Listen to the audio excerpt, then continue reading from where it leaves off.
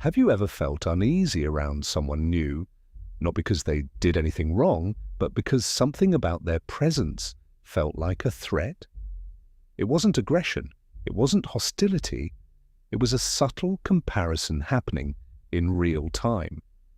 The fear of social replacement rarely begins with open competition. It begins with perception. Someone enters the group and immediately draws attention. Their tone is steady, their humor lands, their confidence feels unforced. No one declares them superior. But the room subtly reorganizes around their energy.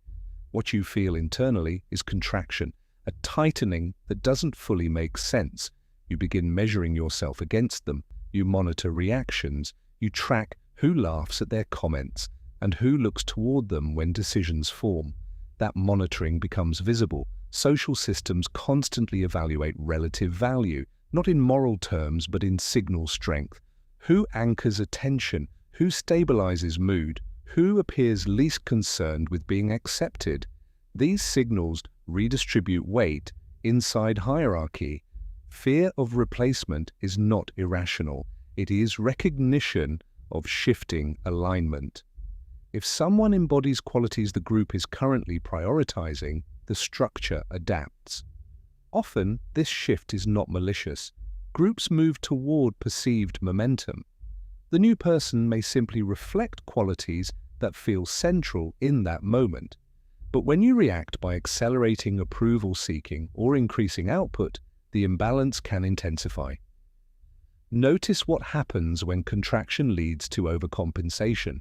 You speak more quickly, you assert more frequently, you highlight your value. These responses signal insecurity rather than stability, and insecurity lowers positional weight. Replacement rarely occurs through removal. It happens through comparison. If you begin interacting from scarcity, as if space is limited, your tone changes. The room senses that change.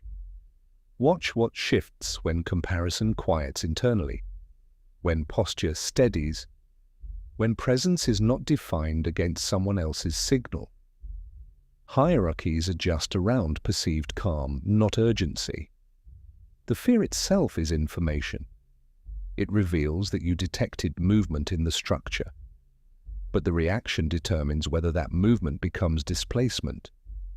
Social replacement is rarely announced. It unfolds through micro-adjustments in attention and perceived steadiness. Once you recognize that comparison is structural rather than personal, the dynamic feels less chaotic. The room responds to signal stability more than silent competition.